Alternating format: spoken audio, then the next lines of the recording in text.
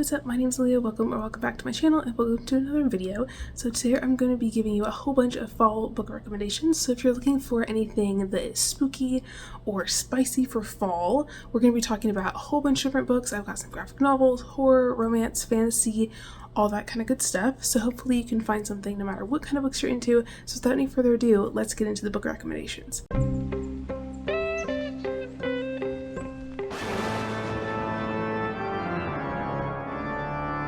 So the first category I want to talk to you about is graphic novels. So I have been on my graphic novel kick this year in 2024, and I have a whole bunch of cute little graphic novels to show you. So some of them are a little more spooky, some of them are a little bit more cute, but there's some that have vampires and witches and all kinds of fun spooky stuff like that. So let's get into it. So the first couple I wanted to talk to you about are in the same series, and so I have The Accursed Vampire and The Accursed Vampire in The Curse at Witch Camp. So these two are middle grade and they're very, very cute. We're following our main guy. His name is Dragoslava and he's a vampire kid, and basically he had a curse put on him by a witch a really long time ago, and it caused him to lose his hair, and it kind of enslaved him to her in a lot of ways. So basically if she calls, he has to go on whatever errand she sends him on, and a lot of times she will send her crow familiar after him to tell him that she needs him to go and fetch a magic book or whatever magic artifact, and so he has to go on all these adventures and stuff, and it's very isolating for him, and he's very much under her thumb in a lot of ways. But it's very interesting because he is running around with a couple of his friends that he has made over time, because now he's an immortal, and so all three of them are vampire kids, and they are kind of on this adventure together to try and find the witch's grimoire in the human world. And it's set during Halloween, and this one is really, really cute. These are his two little friends who are also vampires. This one is the son of a vampire queen, so there's lots of vampires in here if you're into that. And then the second one, The Curse at Witch Camp, is set during summer camp, so all three of the kids go to a little summer camp for witches to learn magic and stuff, and they have a little found family going on in here that picks up right where it left off in the first book. And there's kind of an evil person they have to defeat in here, and the evil witch from book one is in here as well. Oh, I have this little art print in here, cute. I was reading this on vacation, so I had little stuff in it. Sorry if you can hear Rigby crying. He's really butthurt that he doesn't get to come out and give you his fall book recs, but he's gonna light himself on fire with those candles, so we're not letting him out. Anyways, basically the art is really, really cute. It's very Halloween, very witchy, lots of magic stuff in here, which is really cool. And I just had a really good time with these. I basically binge read both of them in a weekend, and so I highly recommend these if you're looking for a vampire story this fall. And then I also have a couple that are in a witchy series, kind of similar to that in some ways, but it's the Unfamiliar series. So I think these ones are based off of a webtoon, and this is the bound copies of them, but this is Unfamiliar Volume 1. This is following our main character, Planchette, who moves to this new town, and in our old town, she was the only witch, and in this new town, there's a whole bunch of witchy folks who have magic powers and stuff. It's very cute. I love the art in here. It's so cozy and cute.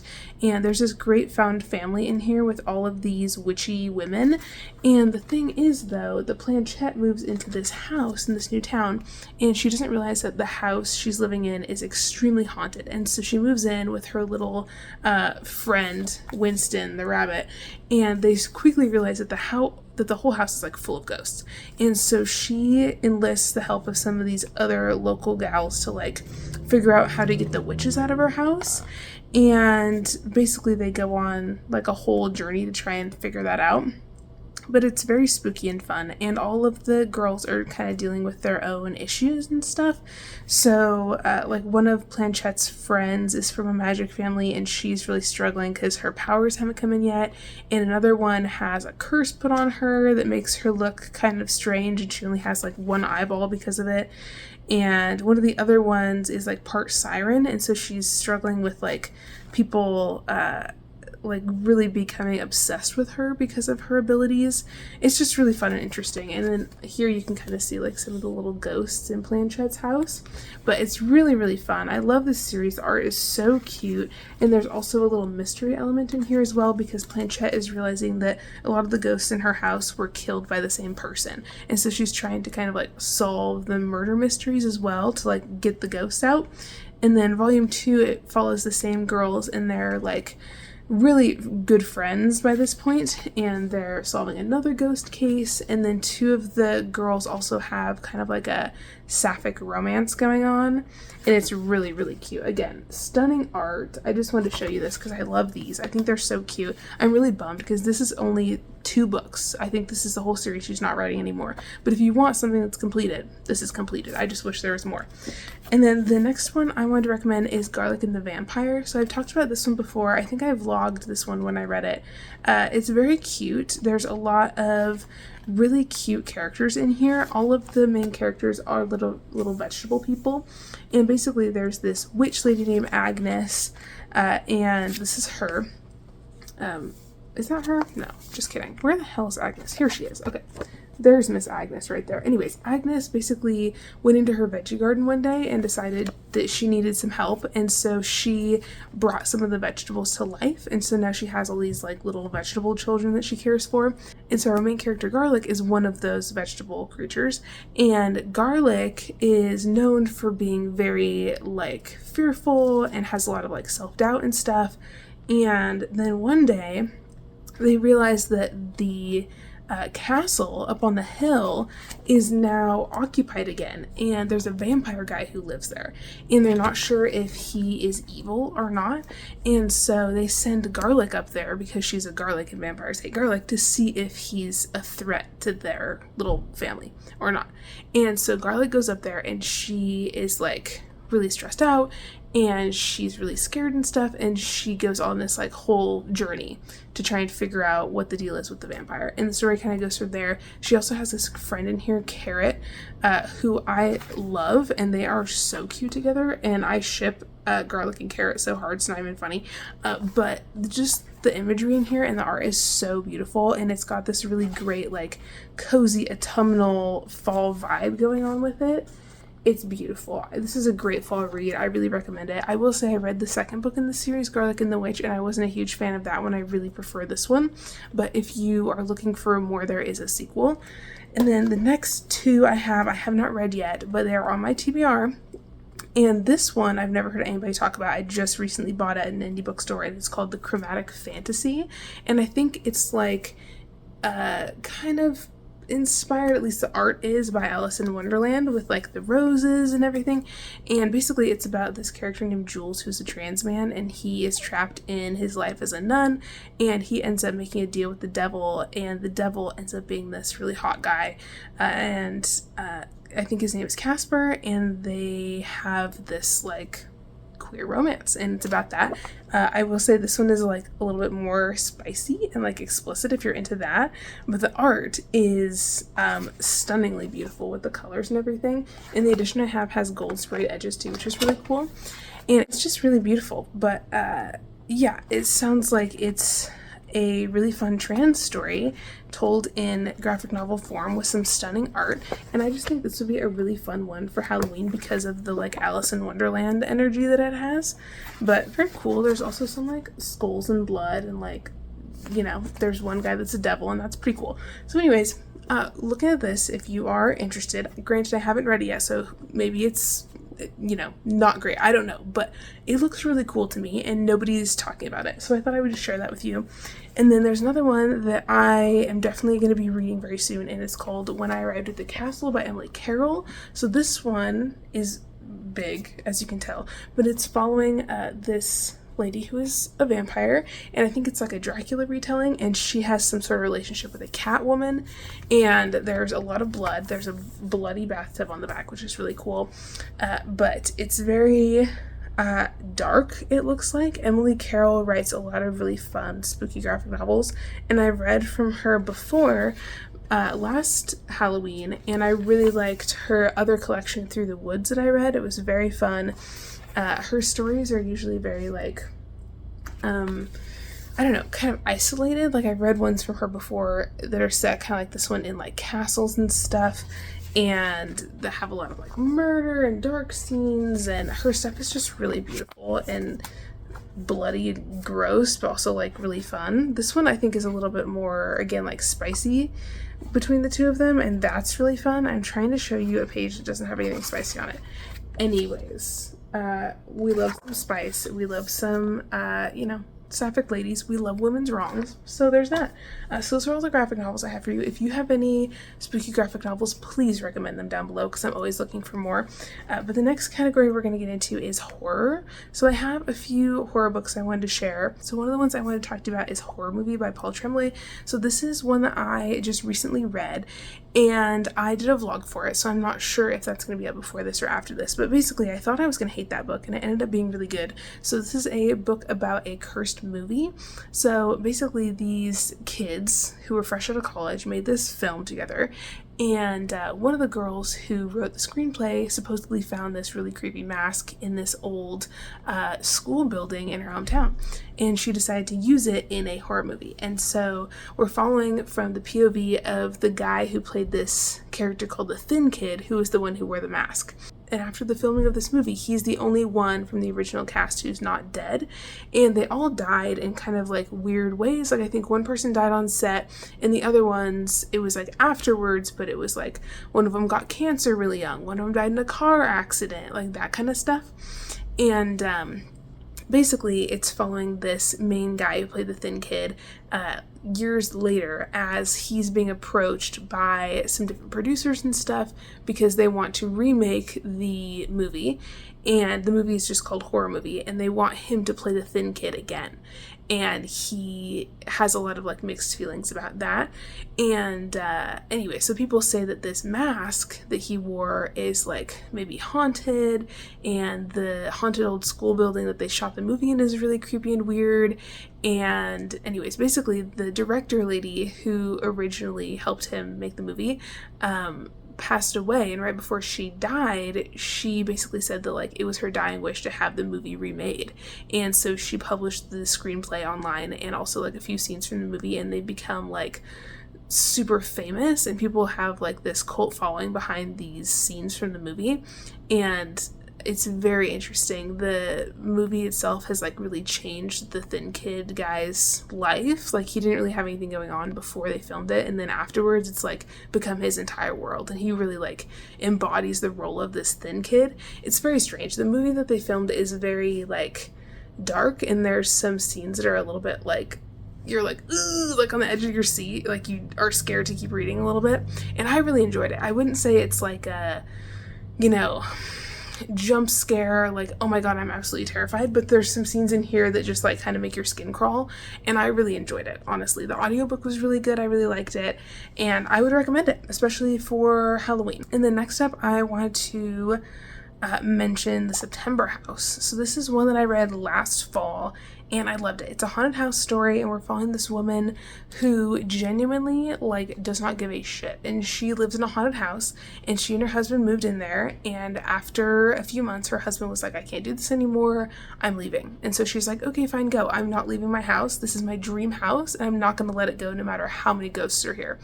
And basically the ghosts like torment her, and she just finds ways to deal with it. She's got like some insane perseverance, and basically what she does is she boards up the basement because she knows the worst ghost guy lives in the basement, and he's super creepy and weird, and all the other ghosts are pretty much ghosts of like people that he killed, or ghosts of like people who like he influenced somebody to kill them and that kind of thing. So she's basically like looked up the history of this house, and she knows who all these ghosts are, and she calls them by name, and she's really good at like navigating them.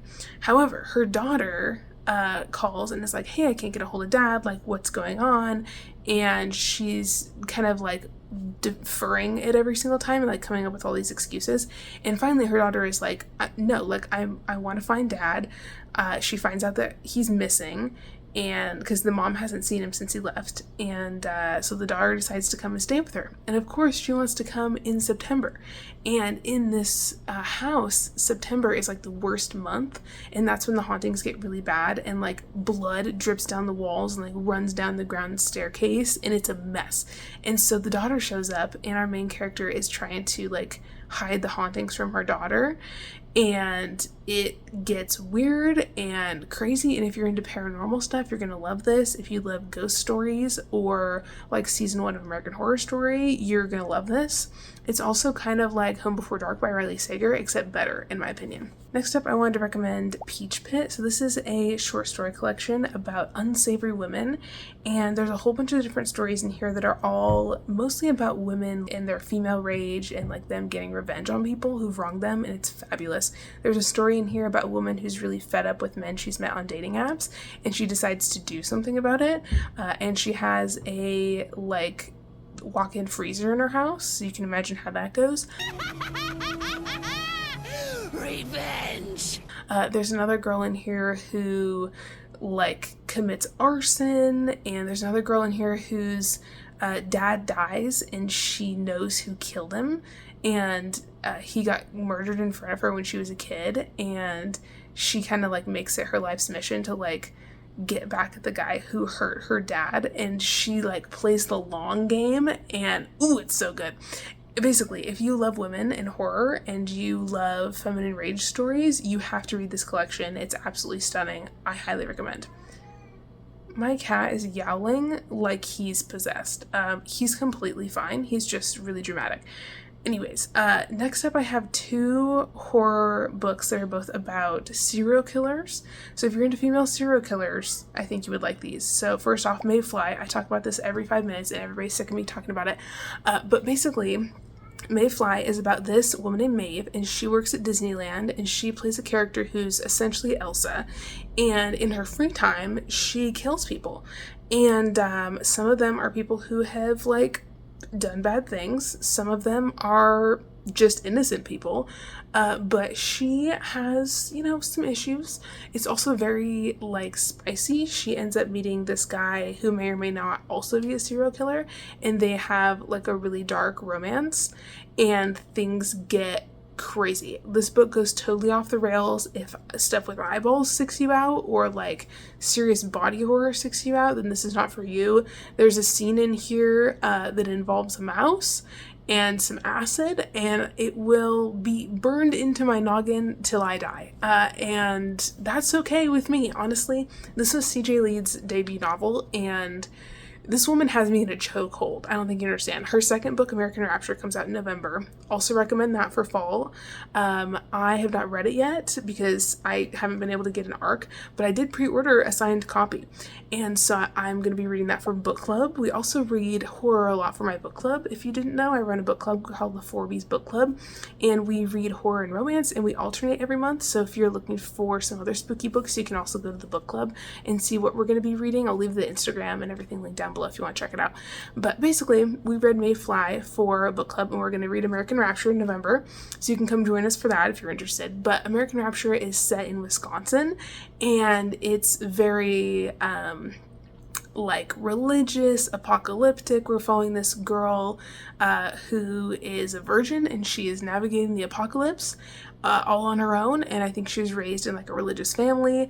I've heard that this book was heavily inspired by like the Midwest and the vibe of the Midwest, with like Midwest nice and cheese curds and things of that nature, and the idea of hell being real, and I'm very excited about it. I think it's gonna be fabulous. But CJ Lead is amazing if you're looking for like some really dark, like messed up weird shit to read. Love it, love to see it. That book also made me cry. I cried like a baby at the end of Maeve. It was ridiculous. And the next one I wanted to recommend is Eyes Are the Best Part by Monica Kim. So this is another one we read for book club not too long ago. And again, female serial killer. This lady is really obsessed with eyeballs, and her dad leaves, and so she and her mom and her sister are trying to get by. Her mom is like really like wrecked over her dad leaving, and she's kind of one of those women who like can't be without a man, and she just feels like she has no security if she doesn't have a man. And so she ends up meeting this white guy Mind you, the main character and her family are all Asian, and so she meets this white guy who comes in, and he is not a good dude. He's very like kind of fetishizes like Asian women, and he'll like flirt with Asian waitresses and stuff when they go out to eat, and he doesn't treat her mom well, and he's just creepy and weird to her and her little sister, and our main character is not a fan. And then all of a sudden she starts like having these weird dreams about like eyeballs, and like specifically like his blue eyes. And then after that, like any man she sees with blue eyes, it kind of like triggers her mind, and she goes into like this almost like killer mindset. And she really likes to eat eyeballs as well. It started with like fish eyes as like a good luck thing that her mom was making them do, and then it kind of transitions into like human eyes. Anyways, if you don't like eyeball stuff, this book is not for you, but I found it to be really interesting and dark and messed up, but like so good, and the ending was so good, and so I highly recommend. If you are looking for a book about a female serial killer, Mayfly and The Eyes of the Best Part, both amazing. I think if you like one, you might like the other one too. And then next I have Mary by Nat Cassidy. So Nat Cassidy is an author that I have my eye on in terms of the horror genre. I read Mary with my friend Richie earlier this year, and I loved it. Following a woman, and she is seeing some things, and she's being told by her doctor that it's just like menopause or perimenopause or whatever. And she's seeing like weird, monstrous women who she thinks might be like Furies. And basically what happens is she's living in New York working at a bookstore, and she gets fired just because they think that she's like not important. And she's kind of one of those women that flies under the radar, and like people don't really notice her or like see her as a person. They almost see her as just like a thing in the corner, like a chair or whatever. And so she gets fired by her weird young boss guy, and because they think she's like obsolete. And so she gets a call from her aunt saying that her aunt is dying, and she wants her to come to her house in the desert and like take care of her until she passes away. And so our main character Mary's like, okay, fine, whatever. And so she goes to the desert, and she lived there when she was a kid with her aunt. And she hasn't been back in a really long time. So she goes, and then that's when she starts like seeing some weird shit. And there ends up being this interesting group of folks in the desert, cult energy, big time. And they worship like the desert, and they do some bad things to women. And there's also this other part where in this town in the desert there was this serial killer guy who killed a lot of women. And he has since died many years ago, but he died on the day that Mary was born. And so some people think that Mary is like a reincarnated version of this serial killer man. And sometimes she has like visions and like dreams and stuff of like the women that he's killed. And it's very spooky. And she kind of sees those women like as Furies. And she's not sure if it's like real or if it's just in her head or if it's the menopause or whatever. And she is really struggling with it. And she also can't look herself in the mirror or like look at other women over a certain age who are in that like menopausal like age or whatever, because if she looks at them, it just looks like their skin is like melting off their face, like they're decomposing, and it's really creepy and weird. And so she's also struggling with that. And then she kind of ends up having a run-in with these cult folks, and the story goes from there, and you're trying to figure out what's going on with the serial killer and that past storyline and how that connects to the cult and like what's gonna happen. Anyways, it's very dark. There's a scene in here involving a cactus that I wish I could wipe from my brain cells. But honestly, this book is really well written, and Nat Cassidy did an incredible job writing from the POV of a perimenopausal woman as a man. Incredible. I was really skeptical going in, but it was incredibly well done, and I'm really looking forward to reading some more of his books in the future. Next, I have one more horror, and it's called Woodworm. So this is a novella. It's a little bit witchy. It's following this woman who is a grandma, and she's kind of witchy. She has put some curses on people in this small town. So she and her granddaughter live in this house together, and basically the house is incredibly haunted. It was originally built by the grandma's father, and he kind of like built his whole wealth an empire on the backs of like prostitutes, and so their ghosts haunt the house, and the house is very strange. Like, it's bigger on the inside than it is on the outside.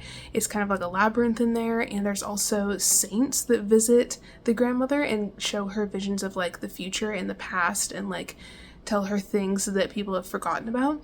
And she and the granddaughter have a lot of like generational trauma that's happened to their family, and it's very cyclical, and it's still affecting them in the present. And basically the granddaughter is babysitting for the family next door, and that family has had a lot of beef with the grandma over the years, and she has definitely cursed some of their family members in the past. And the granddaughter gets a job there without like telling her, because she needs money and stuff, and so she's working there. And then one day the son that she's babysitting goes missing, and the police think that maybe she has something to do with it. And so part of the story is talking about like what happened with the boy and whether she was involved or not. And she and her grandma are also trying to figure out who killed her mom, because her mom died as a teenager, and there was like two different men that she was kind of seeing at the same time, and the grandma's convinced that one of them killed her. And so the grandma has also decided that she's going to get revenge as well. And so it's very much a revenge story, very witchy, very dark, kind of in this similar vein as hurricane season. It's set in a village in Spain that has a lot of poverty. And anyways, it was translated from Spanish as well. So anyways, I really enjoyed it, and I would highly recommend it. So the next group I want to talk to you about is romance, and I have some spooky romances to share with you. So the first one is Butcher and Blackbird. Now, if you've been on TikTok, you probably heard about this, but I recently picked it up and I really enjoyed it. And I think if you're into serial killer stories or like the dark romance of Mayfly, you're going to love this. So this is following two serial killers, and both of them kill other serial killers for sport. And they end up meeting, and that's how the story kicks off, is with the main lady, Salone, and she went to this serial killer guy's house to take him out, and she ends up getting trapped in a cage, and this other serial killer guy, Rowan, walks in because he was there to kill the same dude, and she beat him to it, and he finds her stuck in this cage, and with the guy she took out like dying on the floor, and he's like, this is really interesting, who are you, like what's the tea? And he realizes that she's called the Orb Weaver, and she's this other famous serial killer, and he knows like who she is, and he's like a big fan of her work, you might say. And she knows about him too, because he's known as like the Butcher of Boston.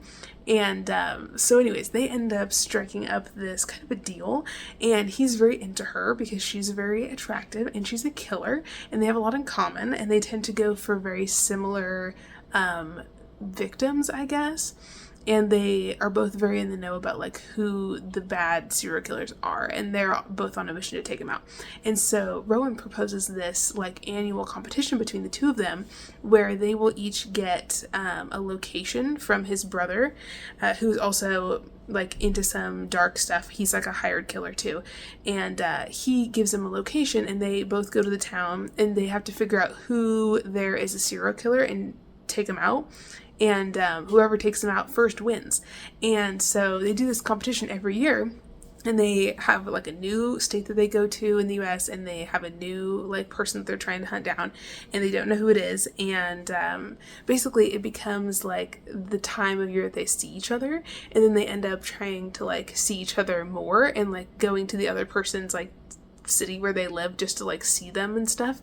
And they very clearly are like both into each other, but they are both worried about like messing up their really cool, unique friendship that they have going on, because you know, not very many people can relate to each of them, and they both kind of like have to hide that they're serial killers, but in this way they get to like bond with each other, and it's really interesting. And they have really incredible banter, and the spicy scenes are really, really good, and it's just fun. It's snarky, it's dark, there's again a lot of eyeball scenes in here, because that's kind of Salone's specialty, but they have such good sexual tension, and it's so fun. It's just a great fun read. I was reading this on an airplane, and let me tell you, so cathartic when you're sitting on a plane listening to a bunch of obnoxious people around you to read a serial killer book. Ooh, I don't know what that says about me, but it was fun, and I would recommend it.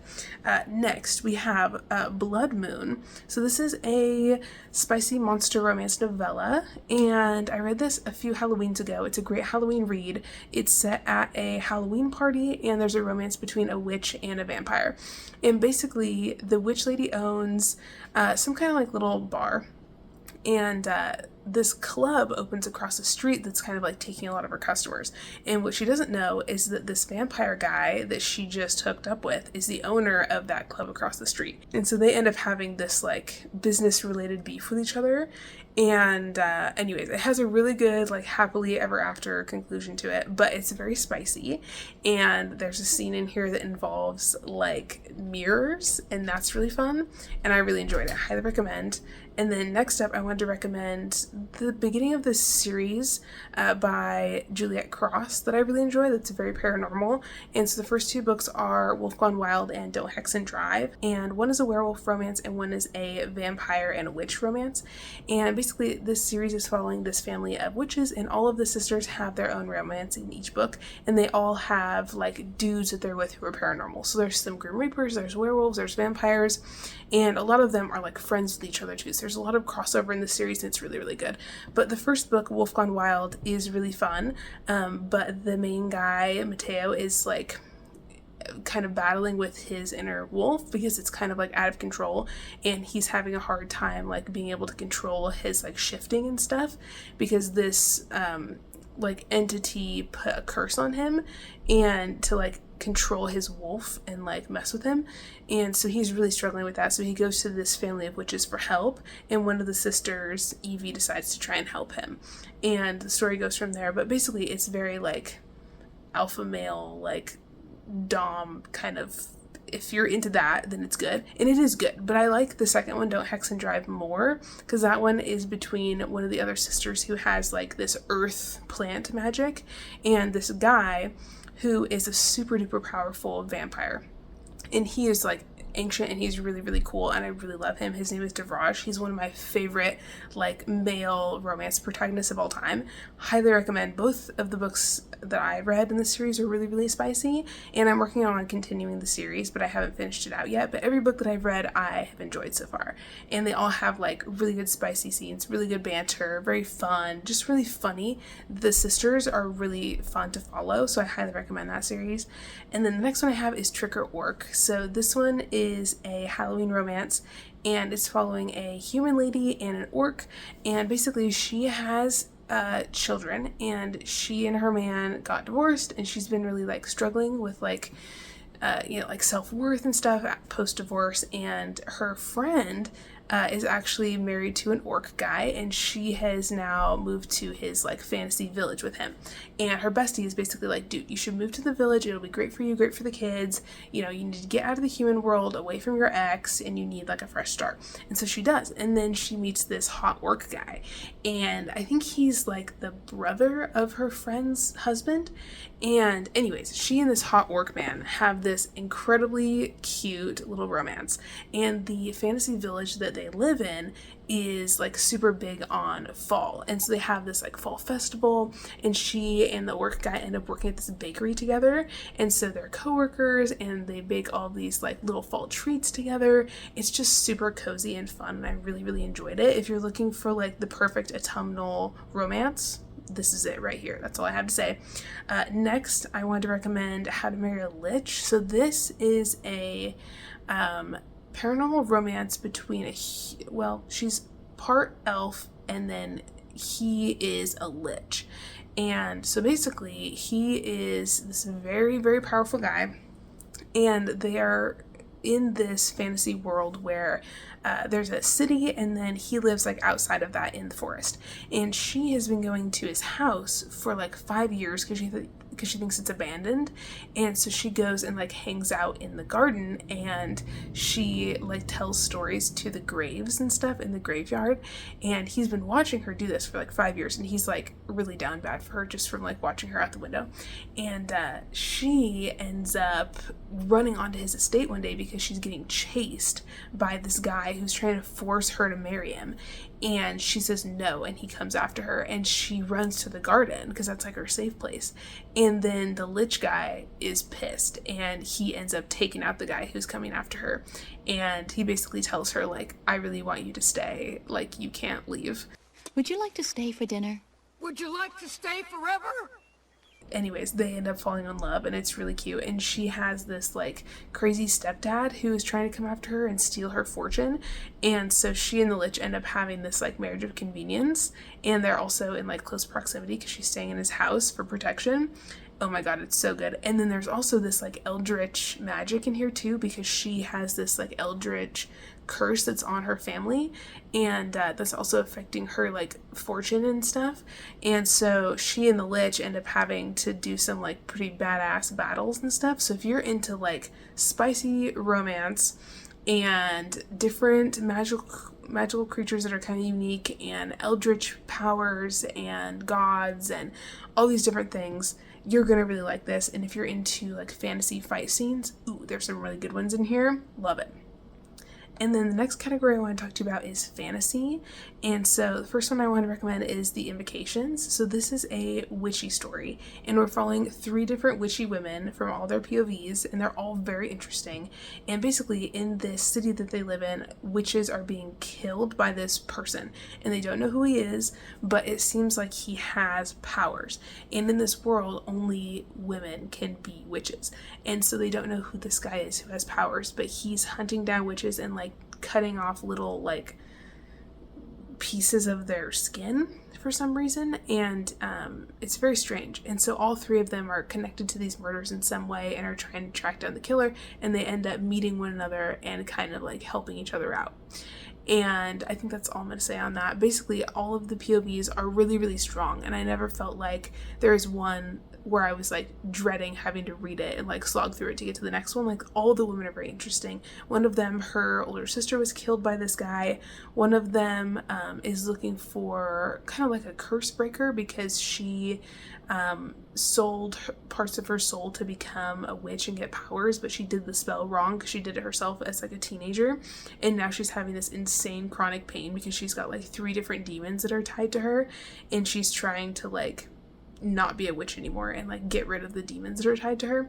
And then the other one is like a curse writer, and she came from a family of witches, and her entire family was killed by men. These white men are dangerous. And she kind of like operates on the down low, but she mostly writes like curses for women who are trying to get revenge and like get away from like toxic men. Anyways, very feminist, very witchy, incredibly well written. Love it. Next, I wanted to recommend Someone You Can Build a Nest In. So this one is not super fall, but one of the main characters is a monster. And so her name's Sheshin, and she is a very interesting monster. She can like morph her body into different shapes and stuff, and she can bring like inanimate objects into her body and make them into things. And she can also kill people and then like absorb parts of their body, like their lungs if she wants to have lungs and be able to breathe, or like their mouth if she wants to be able to like pretend to be a human and talk and stuff. And she can take on different forms and impersonate people. It's really cool. And she basically is like hibernating in her cave, and these men come in and they try to kill her because they're monster hunters. And so she takes them out, and then it kind of like wakes her up again. And so she's now like on the run from these people in the village who are trying to kill her, and she ends up getting found by this human woman who's a healer, and she and the healer have this really cute like little sapphic romance. But what she doesn't realize is that the healer lady's family is the one who has been like hunting her down for like a long time, because they think that she put some kind of a curse on their family. And she's like, well, my species doesn't put curses on people, so it wasn't me, so what's the tea? And so she's kind of trying to like figure out what's going on with this family, but also protect the healer lady that she loves. And there's a lot of like conflict there. It's also very political. It's a very political fantasy, and there's a lot of cool magical elements in here, and it was really well done, and I really enjoyed it. The audiobook is also really, really good. And then I also wanted to recommend this short story collection that I found the other day. It's called 50 Beasts to Break Your Heart. I'm currently reading this, and I really am enjoying it. I think it's a new release, but it would be really good for fall. So there's a lot of different stories in here. The first one is about this eternal staircase where these 2 women are working at this like attraction on the side of the highway that's this eternal staircase that like goes down and down and down and down into the earth, and nobody's ever gotten to the bottom, and you're not allowed to like work there for longer than a summer because it makes you go mad, and they may or may not be like in love, and it's very interesting. And there's this other story in here where this guy's sister has this thing where she keeps drowning. Like if it rains outside, she'll drown in a puddle. If there's like a cup on the table, she'll drown in it, like in all these different ways, and she just can't stop drowning, and they don't know why it's happening, and it's very strange, and he's like trying to look out for her, and it's like very strange, and I just really enjoyed it. There's also another one in here, I think, about a goat woman. And anyways, all the stories are different. They're not interconnected, but they're all very, not magical realism, but maybe a little bit, almost like just magical, just very like fairy forest, like strange things are happening. There's a lot of queerness. There's a lot of like unique elements that you've never seen before. I just really, really enjoy it. I think it's a really fun collection, and it's by the author who wrote Thistlefoot, and that's another one I've been wanting to get to. Anyways, I think that's got like the house with the chicken leg thing going on, like the Baba Yaga retelling, I think. And so this is her new short story collection, and all the stories are by her, and they're all really, really good. So I've been really enjoying that, like getting a taste of her writing and stuff. So I would recommend that if you're looking for a new release and some short stories to read. And then the last fantasy type one I wanted to recommend is Monster Camp. So this is one that is like set at a summer camp, but it has so many like really fun Halloween-y like paranormal monster vibes that I wanted to recommend it for fall. So we're following this main lady. Her name is Sylvie, and this is a middle grade. So Sylvie is really into LARPing, which is like live action role play, and she likes to dress up as a vampire, and she feels like the most like herself in her like vampire cosplay kind of thing. And so she's also super into like cryptids, and she watches a lot of like Addams Family movies and things like that, and she's very into like horror and like spooky shows and things.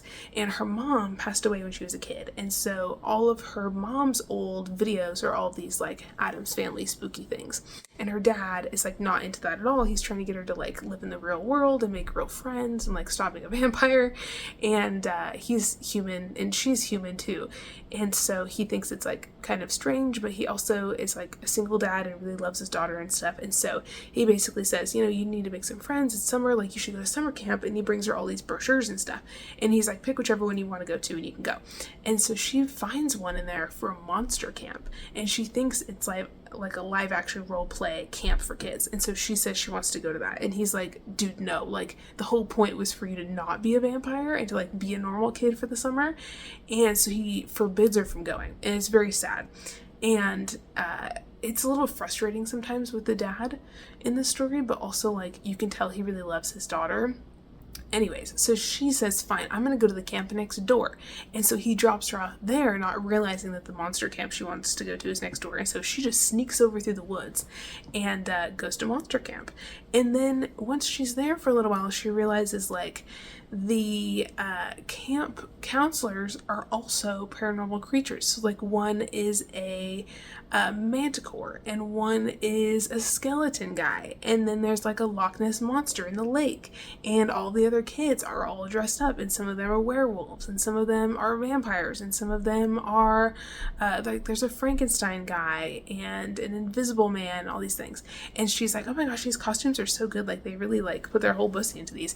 And then really what's actually going on is they're real monsters, and she eventually figures that out. And then she's like, oh my god, I have to just like keep up the vampire act, or they're gonna like try to kill me because I'm human. And so the story just goes from there. But it seems to me that she was intentionally invited to the summer camp, and it's interesting. She ends up like making friends with another little vampire girl there, and the camp setting is just really, really beautiful. Like it really feels like you're at this monster summer camp, and there's so many fun like paranormal elements in here and different creatures, and the setting is just so beautiful. Like every single cabin at the summer camp is like specially made for different creatures. So like the vampire one is this like gothic mansion, but it's like a small one, and then the witches one is like a elaborate like witch's cottage with a porch, and like there's all these like really specialized things for the monsters that are really cool. So anyways, just the atmosphere of that alone is so good and would be so good for fall. So those are all of the main ones I wanted to recommend to you. I do have a little list of like recent releases for fall that are kind of like on my radar. I'm going to do like a whole nother video for like fall new book releases that I think you should add to your TBR, but I wanted to do this little caveat in this video of like recent releases where I'm like, they're not necessarily like these big huge main ones that I'm like super duper excited for, but they're ones that I think I'm like, I might get to this fall and you might be interested to add to your TBR. So I'm going to just briefly go through these. So we have Live, Laugh, Lurk, which is a Mothman monster romance on Kindle Unlimited that looks really good. We have Pay the Piper, which is a horror novel set in, I think, like the Louisiana Bayou, and there's some kind of monster there. And the people in the town are descendants of pirates, and their past is coming back to haunt them, which sounds really good. And then there's one called The Z Word that is a new zombie novel that just came out. I've been hearing good things about that. There's another one called A Yule Sister's Guide to Getting Married, which is a monster romance between a bull and a human lady, who I think is like some kind of like a fighter or a knight or something. I've heard that one is like extremely spicy. I think it's indie published and it just recently came out. I think there might be like some BDSM in there that sounds really fun. And then there's another one, it's called Jockstraps and Newspapers by my favorite monster romance lady, Lizzie Strong. And this one is between this guy who's a bull and this human lady who I think is a journalist, and the bull guy is a football player, so I thought that might be fun for fall. And then there's another one, I almost bought this the other day, and it's called A Sunny Place for Shady People short story collection. Looks extremely good. I don't know that much about this, but I think it's like spooky horror short stories. And there's another one called When You Give a Lawyer a Kiss, and I'm currently reading this one. This is by a romance author that I really, really like, and it's a coworker boss romance with an age gap set in the fall, pumpkin spice season. Anyways, something to look into. And the last one I wanted to talk about is Model Home by River Solomon, just recently came out, and that is a haunted house story that also I think talks about queerness, and I think there's some trans rep in there as well. So anyways, those are some other little fall books you might want to check out. So those are all the book recommendations I have for you today. If you have any fall book recs for me, please leave them in the comments down below. And thank you so much for watching, and I'll see you in another video very, very soon. Bye!